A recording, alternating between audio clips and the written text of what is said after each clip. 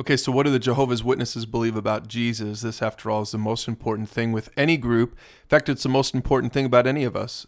What we believe about Jesus is critically important because of how it relates to our eternal destiny. So let's take a look. On the surface, Jehovah's Witnesses say a lot of good things about Jesus. They believe he's the key to salvation. They're baptized in his name. They pray in his name. They try to follow his teachings and behavior.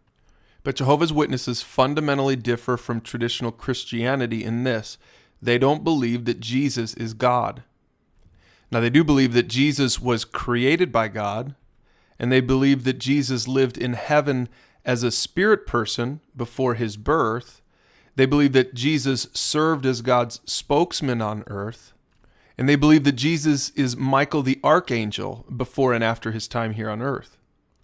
And here's the implication of all of this. If you think about it, because they don't believe that Jesus is God, they say it themselves on their website. So we do not worship Jesus as we do not believe that he is Almighty God. Now, feel free to pause and talk about that for a minute if you like, but let's talk now about what Christians believe about Jesus, what traditional Christians believe about Jesus. We take this right from Lesson 1 in our Foundations booklet. Who is Jesus? The Bible teaches that Jesus was actually God himself in human flesh. Some religions acknowledge that he was a noble man, a good teacher, or even had some divine qualities, but the Bible teaches that Jesus was fully God.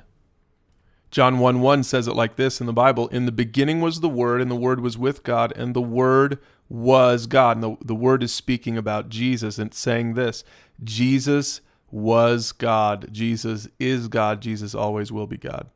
In John 8, Jesus was talking to a bunch of religious people, and they said this: "Are you greater than our father Abraham, who died?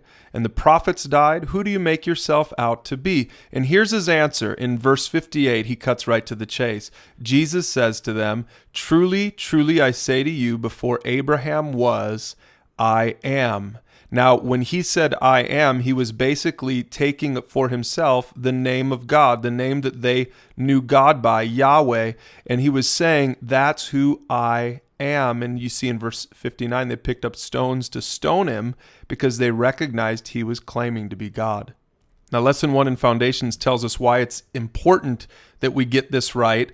And here it is. First, genuine faith must be connected to actual facts. The stuff you believe is important. Faith starts with the right information, and we're saved by faith, so you have to have the right information. If you believe in anything short of the biblical Jesus, you've got the wrong one.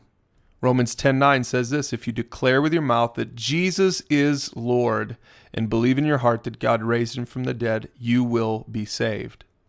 So we see that salvation is integrally tied not just to our faith, but to what our faith is in, who our faith is in. Our faith is in Jesus, and Jesus is God. If you believe Jesus is anything short of God, then you've got the wrong one and you can't be saved.